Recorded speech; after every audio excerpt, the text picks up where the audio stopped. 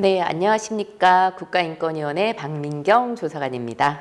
네, 안녕하세요. 공익활동연구소의 서미화입니다. 이전 강의에서도 살펴보았듯이 인권과 자원봉사는 긴밀하게 연결이 되어 있습니다. 어떻게 보면 자원봉사 활동가들이 국가가 책임져야 하지만 그럴 수 없는 사각지대의 사회적 약자에 대한 돌봄이나 국가 시스템이 작용하지 못하는 영역에서 그 빈 곳을 메꾸어주고 있다고 보여지는데요. 그렇다면 자원봉사 당사자들 혹은 자원봉사를 관리하는 상황에서 발생하는 여러 인권 문제, 즉 당사자들의 인권 문제에 대한 고민도 함께 해볼 수밖에 없는 상황입니다. 그들의 인권 역시 그들이 활동하는 영역의 당사자들처럼 국가로 혹은 체계로부터 보호받아야 할 이유가 분명히 있다고 보여집니다. 그래서 이번 시간에는 구체적인 자원봉사 현장에서 사례를 가지고 어떠한 권리 침해가 발생하는지, 또 이러한 권리 침해는 어떠한 문제를 야기시키는지 등에 대해서 구체적으로 살펴보기로 하겠습니다. 그럼 첫 번째 사례부터 살펴보겠습니다. 네, 첫 번째 사례는 저희가 지난 시간에도 잠깐 다루었던 사례입니다. 자원봉사자분이 이제 정부의 지원을 받는 아동 학습 자원봉사를 하고 있는데 장학금을 지원받기 위해서는 행정복지센터에 가서 이런 사진을 같이 찍어야 한다는 이야기를 듣고 이것은 좀 아니지 않나라는 의견을 제시했던 그런 사례였습니다. 이와 유사한 사례가 사실은 그런 자원봉사 현장뿐만 아니라 국가인권위원회의 사건으로도 많이 접수되고 문의가 들어오기도 합니다. 예를 들면 일반 기업 혹은 공기업 이나 지방자치단체에서도 봉사활동이라는 이름으로 활동을 하면서 장애인이나 노인 혹은 아동을 대상으로 같이 하고 그 결과를 사진으로 남기고 또 홍보자료로 활용하는 사례가 많았습니다. 그렇게 되면은 우리는 우선 일반적으로 초상권의 침해 같은 경우가 우려가 되는 부분도 분명히 있거든요.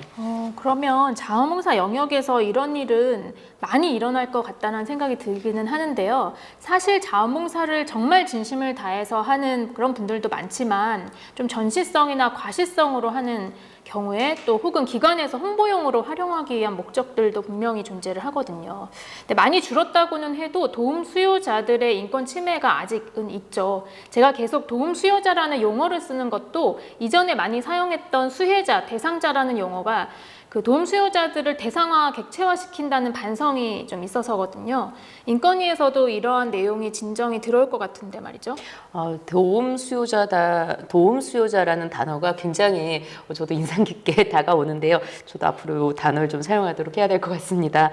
네, 말씀하신 대로 좀 많이, 근데 요즘은 좀 많이 줄어들긴 했어요. 많이 줄어들긴 했지만 이런 식의 인권 침해가 문제가 많이 되고 있고 진정은 제기되고 있습니다.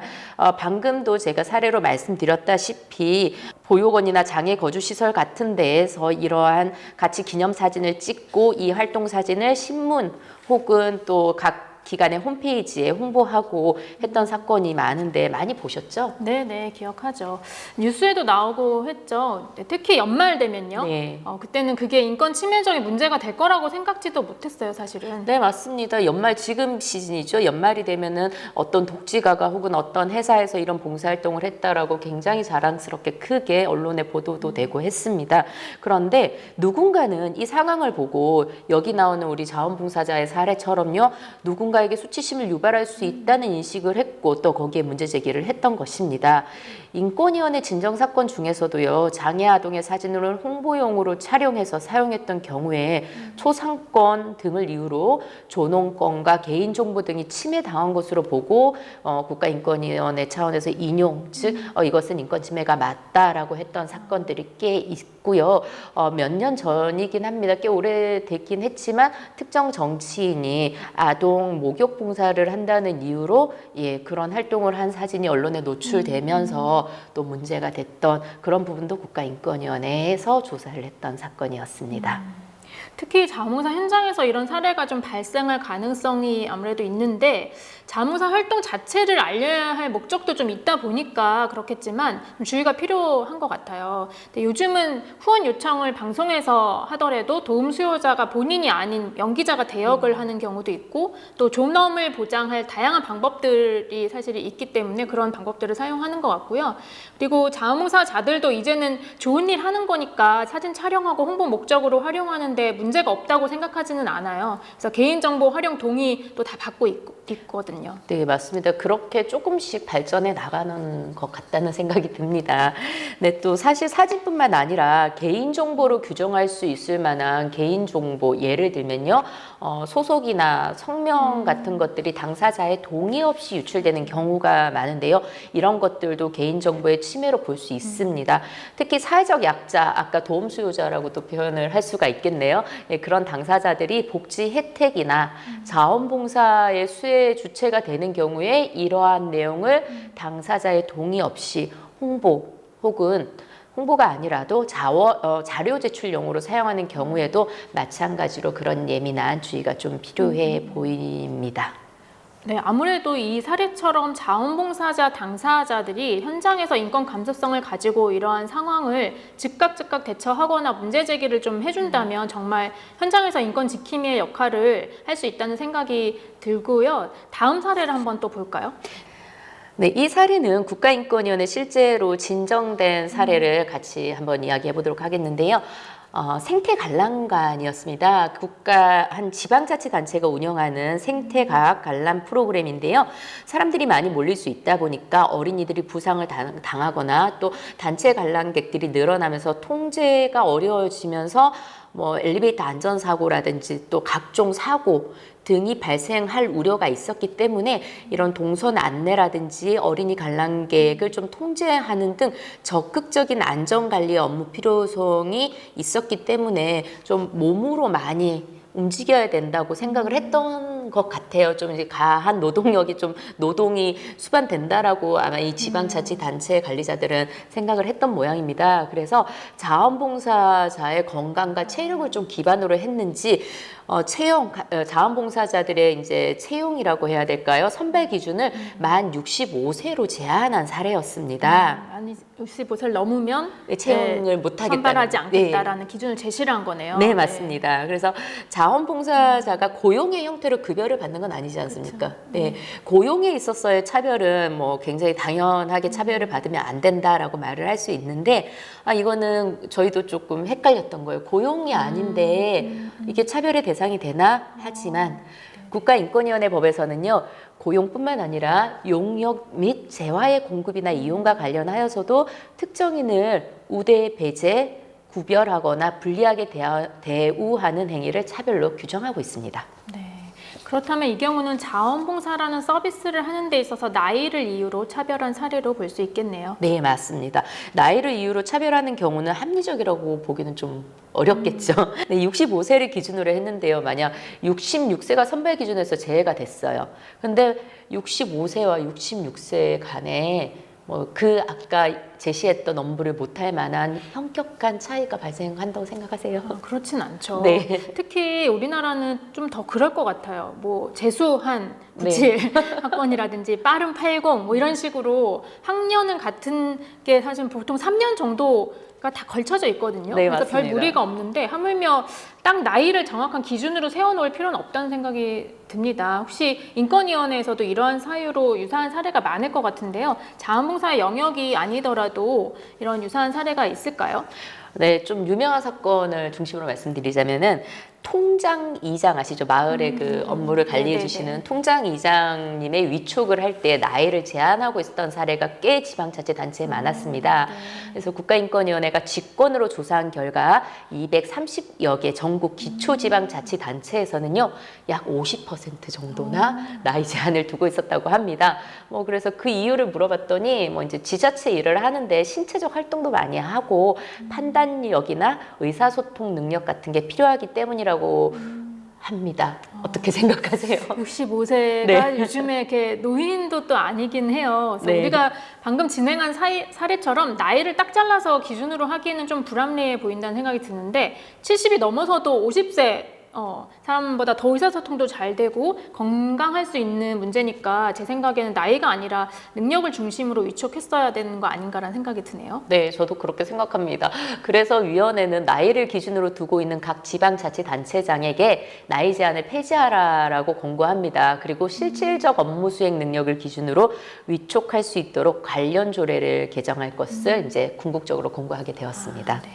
그렇군요. 자원봉사의 경우는 특정 조례나 법규가 딱 정해져 있지 않기 때문에 그 부분을 뭐 개정한다고 해서 해결된 문제는 아니긴 하지만 참고는 할 수 있을 것 같아요. 네. 이제 명시적으로 몇 세 이상, 몇 세 이하는 안 된다라고 하는 건 이제 차별하는 경우보다는 지난차 시에 나왔던 사례처럼 젊은 봉사자로 좀 보내주세요 라든지 아니면 나이가 많아서 좀 이 봉사 어려우실 것 같아요 라는 거는 은근히 차별적인 언어를 좀 사용하는 게 더 빈번한 상황이긴 하거든요.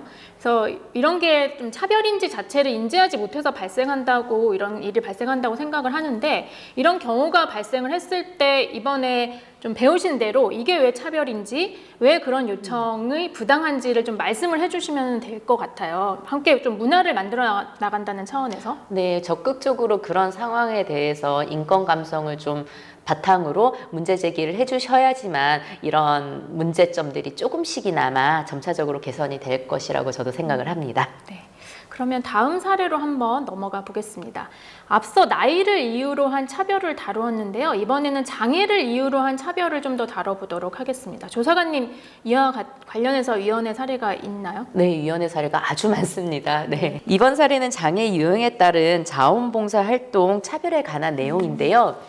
우선 사례를 좀 말씀드리면요. 한 지방자치단체의 자원봉사 활동에 있어서요. 척추장애인 A씨가 활동을 신청을 했습니다. 그런데 지방자치단체에서는 해당 활동에서 척추장애인 A씨가 그 척추장애라는 해당 유형의 장애로 활동을 하지 못할 영역이 아님에도 불구하고 충분히 활동을 할 수 있는 영역이었지만 선발하지 않았습니다. 그래서 이분이 사건을 저희가 진정을 받은 것은 아니고 이제 상담을 했던 사례였습니다. 사실 척추 장애 유형을 가지고 계신 분들이라고 하더라도 이동이나 안내 등에는 좀 불편함이 없을 것 같다고 유추가 되는데 선발해서 아예 배제를 한 사례인가요?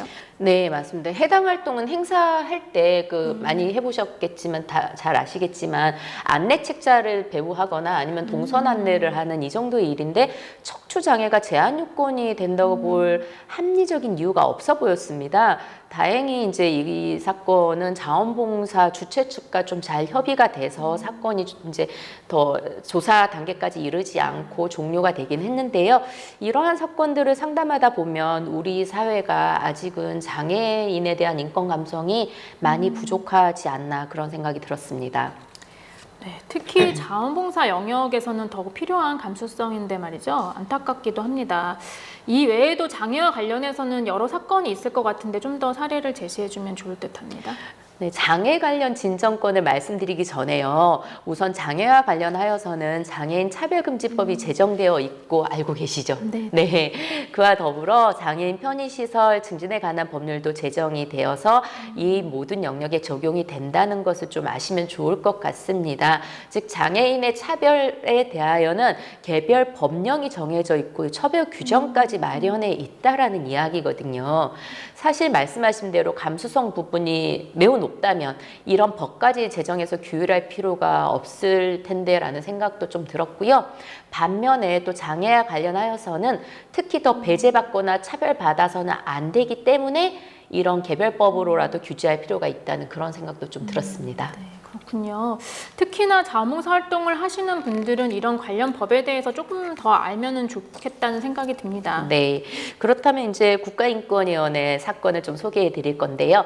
국가인권위원회가 처음 문을 열던 날, 이게 제일 첫 번째로 들어온 사건이 바로 의미가 있네요. 예, 장애와 관련된 사건이었습니다. 지금부터 그 사건에 대해서 조금 소개를 시켜드릴 건데요. 지금 이 사건을 들으면 설마 그래? 이런 생각이 들 정도로 국가인권위원회가 지금 24년 됐는데 불과 24년 전에는 이런 게 너무 당연했다라는 거거든요. 예, 소개를 해드리자면 한 지방자치단체였습니다. 이 지방자치단체에서 보건소장을 임명하게 될 사안이 발생을 했습니다. 그런데 이 보건소장의 임명권은 해당 지방자치단체장에게 있었습니다.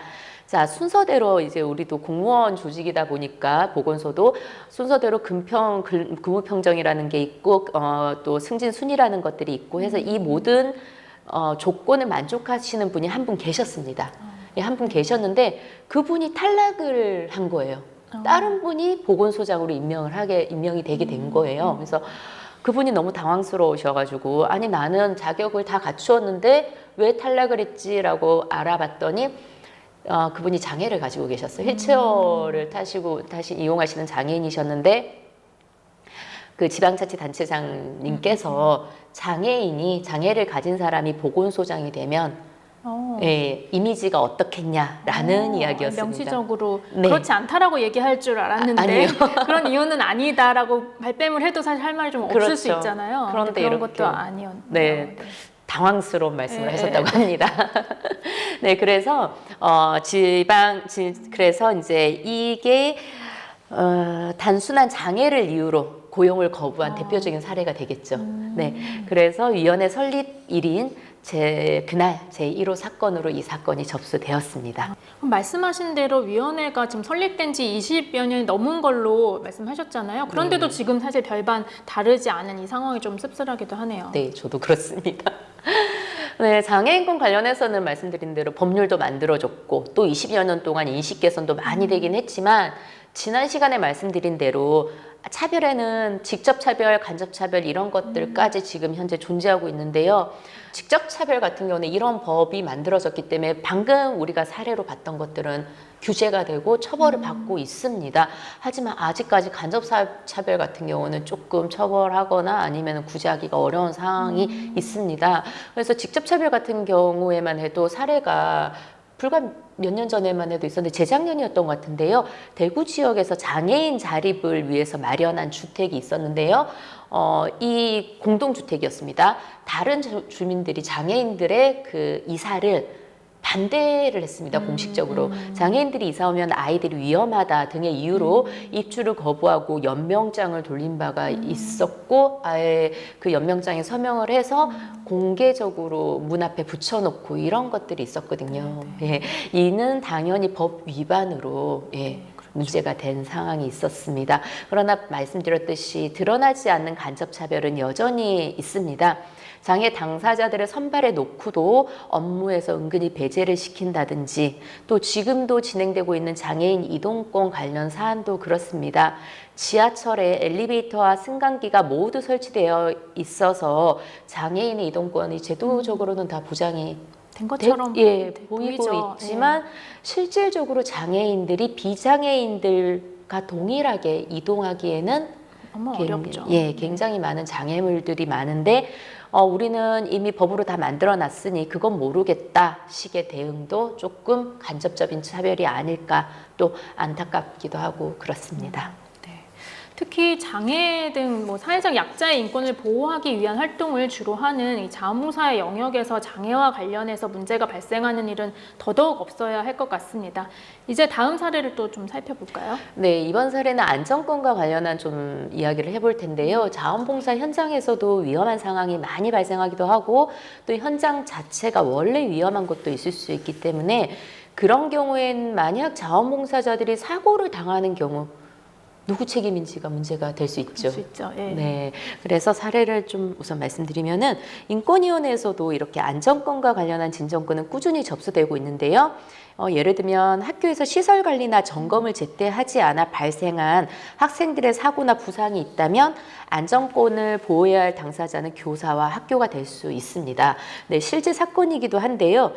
군대에서요, 관리자가 군인들이 훈련을 하기 위해서 이동하는 도로를 중간에 두고 국궁 연습을 했다고 합니다. 화살 이렇게 쏘는 거 있지 않습니까? 그래서 군인들의 도로를 가로질러서 국궁 연습을 했는데 안전권이 굉장히 위협이 되겠죠. 이런 경우 역시 일반 군인들의 안전을 보호해야 할 의무를 관리자에게 두고 있는데 이 관리자가 국궁 연습을 했으니 당연히 인권 침해로 인한 책임과 처분의 대상이 될 수 있는 거거든요.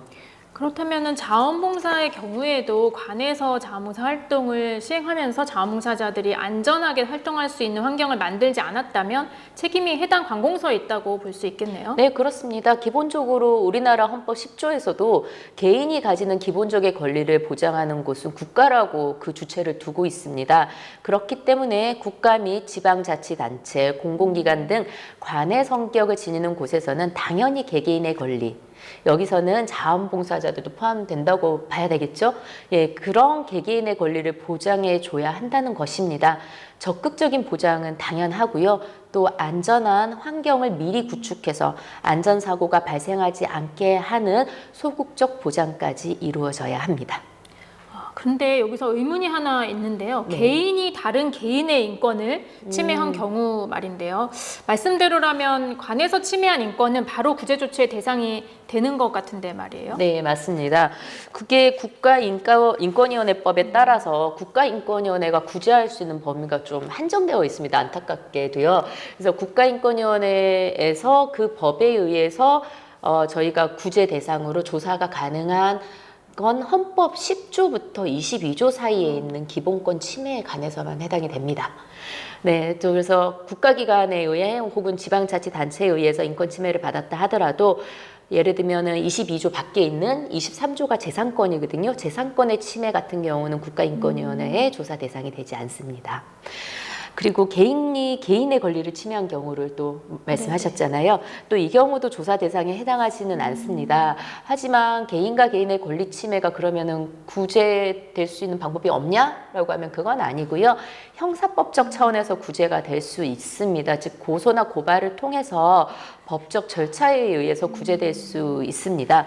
물론 자원봉사자 간에 혹은 자원봉사자와 자원봉사 관리자 간의 개인적인 권리 침해 문제가 지속되거나 개인적인 문제를 넘어 제도가 잘못되어서 어쩔 수 없이 발생하는 경우라고 한다면 이거는 그 개인의 문제로 볼 수 없고 그 제도 개선이나 조례나 혹은 또 법 개정까지 이루어져야 할 부분이라고 판단이 되면 국가인권위원회에서 또 다를 수가 있습니다. 아, 그렇군요. 네. 어려운 이제 법률적인 내용을 좀 간단하게 설명을 해주셨는데요. 인권 문제가 아닌 개인 간의 다툼까지 우리 자원봉사 센터에서 개입하는 것 자체가 좀 어려울 수도 있겠지만 자원봉사 주체들의 개인적인 인권 문제는 법적 조치 이전에 인권적인 문화 형성을 위해서라도 센터에서 좀 개입할 필요가 있기는 한 것 같네요. 네, 저도 그렇게 이루어지면 좋을 것 같습니다. 네. 그러면 또 다른 사례를 한번 살펴볼까 합니다. 자원봉사 현장에서 좀 자주 발생하는 부분 중에 하나인데요. 휴식과 관련된 내용입니다. 자원봉사자도 사람이고 물론 이제 자원에서 하는 일이기는 하지만 휴식권이 당연히 이제 보장이 되어야 한다고 생각을 하는데 간혹 교대자가 없는 상황에서 좀 오롯이 혼자서 활동해야 되는 그런 경우도 있고 또 중간에 식사를 하거나 화장실을 갈 수 있잖아요. 그런 시간이 좀 부족해서 제약을 받기도 하고요. 또 그러다가 자리를 이제 어쩔 수 없이 비우게 되는 상황에서 주최 측이 갑자기 그럴 때만 꼭 나타나죠. 그래서 자리를 비웠다고 네. 찾고 또 싫은 소리를 하고 그런 경우가 사실 발생을 하거든요. 이런 거는 휴식권에 관련된 문제가 맞죠? 네, 그렇죠. 이거 자원봉사 활동 중에서도 휴식을 취하고 식사를 할 수 있는 시간과 적절한 장소는 당연히 제공이 필요하다고 저는 생각을 합니다. 그리고 휴식권은 인간이 존엄하게 생존하기 위해 혹은 노동을 하기 위해 당연한 권리고요. 휴식권은 세계인권선언 제24조에도 명시가 되어 있습니다. 저번 시간에 저희가 이야기했잖아요. 그 세계인권선언이 만들어진 지가 거의 100년이 네, 다 돼간다고 말씀드렸는데 그 옛날에도 휴식권이 이렇게 명시되어 있었다는 거죠. 그만큼 휴식은 노동을 전제로 하는 행위에서 중요한 요소입니다. 그 자원봉사 활동이 무보수라는 점에서 임금노동과 차이가 있을 뿐이지 노동 현장에서 일어나는 모든 일이 자원봉사 활동으로 가능하기 때문에 노동자와 동일한 권리를 갖게 되고 휴식권 역시 함께 당연히 좀 동반되어야 하지 않나 저는 그렇게 생각합니다. 노동자들의 휴식권이 자원봉사자들에게는 어떤 최소한의 기준이 될 수 있을 것 같습니다. 자원봉사자들이 휴식 시간 등을 좀 혜택이라고 여기지 않고 당연한 권리로 좀 보장하려는 노력이 있어야 하겠네요. 네. 자원봉사자들 사이에서도 일하는 사람만 한다, 또 반대 입장에서는 일을 안 주고 자기들끼리만 한다 이런 불만들이 사실은 있어요. 그래서 일하는 것도 잘 분담을 해야 되겠지만 쉬는 시간도 좀 잘 지켜지도록 서로 점검하고 확인하는 게 필요하겠죠. 네, 맞습니다. 그러면은 다음으로는 차별과 관련한 사건을 좀 이야기하고자 하는데요. 가장 많이 상담이 들어오는 건이기도 합니다. 앞서 장애에 관한 부분은 좀 특별한 경우라 먼저 이야기를 나누었고요. 성차별 그리고 출신 국가를 이유로 한 차별에 대해서 좀 알아보겠습니다. 네. 자원봉사 현장에서도 성차별과 성희롱이 많이 문제가 되고 있기도 하고 이제 다민족 국가로 이제 접어든 네. 대한민국의 다문화를 이유로 차별도 현장에서 존재하고 있는 게 사실이거든요. 네네. 특히 행사장 안내 등에 배치되는 자원봉사자들 중에서는 여성의 외모나 몸매 등을 이유로 또 채용이나 이렇게 채용이라고 하나요? 아니면은 선발. 네. 선발 이렇게 할 때 좀 배제하는 경우가 있고요. 그렇죠. 네. 남녀의 역할을 굳이 나누어서 여성이 이걸 해야 돼. 예를 네, 들면 네, 이제 차를 뭐 탄다거나 뭐 커피를 탄다거나 이런 것들은 여성이 해야 돼 라면서 여성에게 배정하거나 혹은 또 이걸 여성이 하는 일은 아니야라고 배제하는 경우가 있을 수 있겠죠. 네. 제가 알기로는 자원봉사 영역뿐만 아니라 OECD 국가 순위에서도 대한민국의 성차별 순위가 꽤 높은 걸로 알고 있습니다.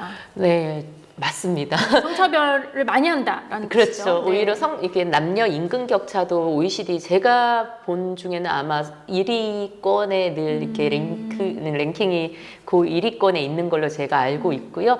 또 그리고 남녀의 고용 차별 지수도 꽤 많이 높다고 알고 있습니다. 그렇죠. 보통 제가 인권 강의를 할 때도 말입니다. 이렇게 남성분들한테 제가 여쭤봐요. 지금 남녀차별, 대한민국에서 남녀차별 많다고 생각하세요? 이렇게 여쭤보면 남성분들이 뭐 어떻게 대답하실까요? 아니라고 대답을 주로 아니라고 하시죠. 대답을 하세요. 오히려 남성들이 역차별을 받는다든지 아니면은 네네. 지금 여성 상위 시대 아닙니까?